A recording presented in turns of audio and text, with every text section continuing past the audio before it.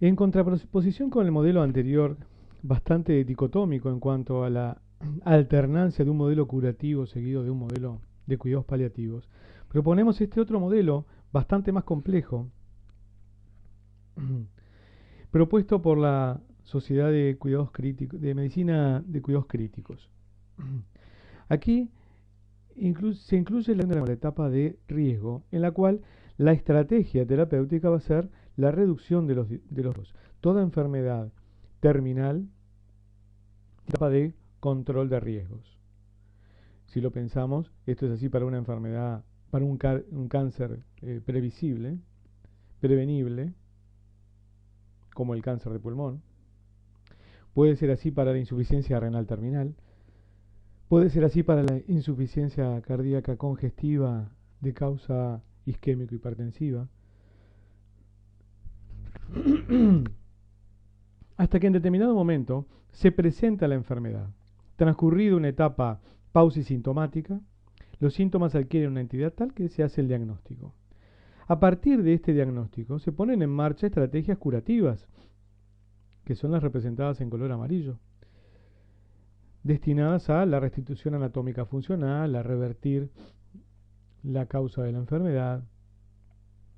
Pero se ponen en juego también tratamientos de síntomas, medidas de sostén y calidad de vida. Por ejemplo, siguiendo con el ejemplo de una cardiopatía isquémico-hipertensiva que ha llegado a la fase dilatada, tuvo su etapa inicial en la cual las medidas estaban destinadas a restituir al máximo la función del ventrículo izquierdo, pero con el tiempo, a medida que esos recursos se van haciendo cada vez más limitados, aparece la estrategia de cuidados paliativos que tiene que ver con la mejora sintomática, la mejora de la capacidad funcional a través de medidas de sostén, de rehabilitación física, la mejora de la calidad de vida.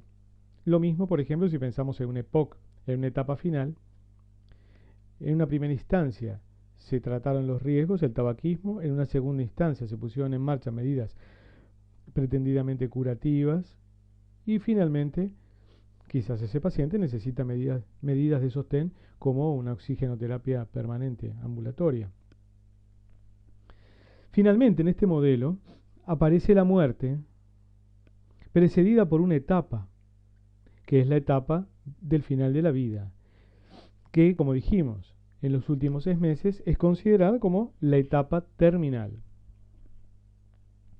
Aquí es donde aparecen los cuidados relacionados con el final de la vida y posteriormente los cuidados del moribundo, los más próximos a la muerte. Aquí es donde la familia adquiere un rol extremadamente importante. Y como vemos, los cuidados no terminan con la muerte del paciente, sino que se prolongan más allá de eso y esto se refiere a los cuidados del duelo.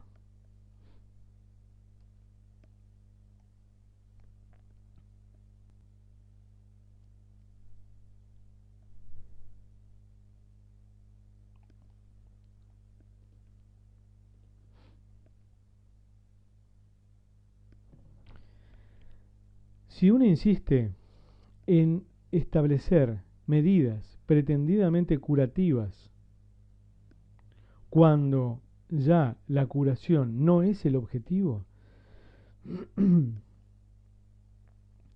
si uno insiste en introducir medidas curativas en toda esta fase, estamos violando un principio ético fundamental, que es el principio de no producir daño, que está resumido en esta frase latina, primum non nocere.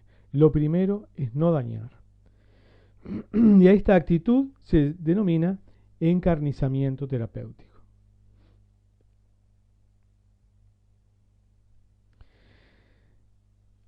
Respecto a los cuidados del duelo, el duelo es un proceso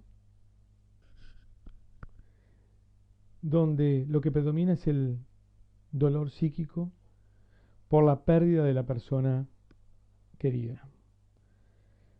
Este proceso involucra a toda la familia, pero antes de la muerte involucra también al paciente.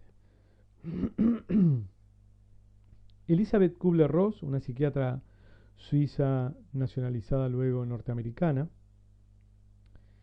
estableció las etapas del duelo del paciente moribundo. En este estudio pionero de los años 60, ella establece que la persona que va a morir pasa por una serie de etapas. Una primera denegación, no puede ser, debe haber un error, ¿tá? Esto no me puede estar pasando a mí. Una etapa de rabia, de ira, ¿por qué a mí? ¿Por qué ahora? ¿Por qué en este momento de mi vida? Un momento de pacto en el cual se intenta posponer los hechos, en el cual la persona se fija plazos. Bueno, pero por lo menos espero vivir hasta que mi hijo cumpla 18 años. O espero vivir hasta que mi nieta cumpla 15 años. O espero vivir hasta que mi hijo se reciba. Una fase de depresión en la cual decrece el interés, hay apatía, la persona no se comunica, está más retraída, está preocupado. Y en muchos casos se logra una etapa de aceptación, en el cual la persona se despide de los suyos, arregla sus asuntos y se prepara para la muerte. Este es un esquema que ayudó y ayuda mucho a entender las etapas por las que pasa una persona que va a morir, pero no necesariamente las personas transitan linealmente por todas estas etapas.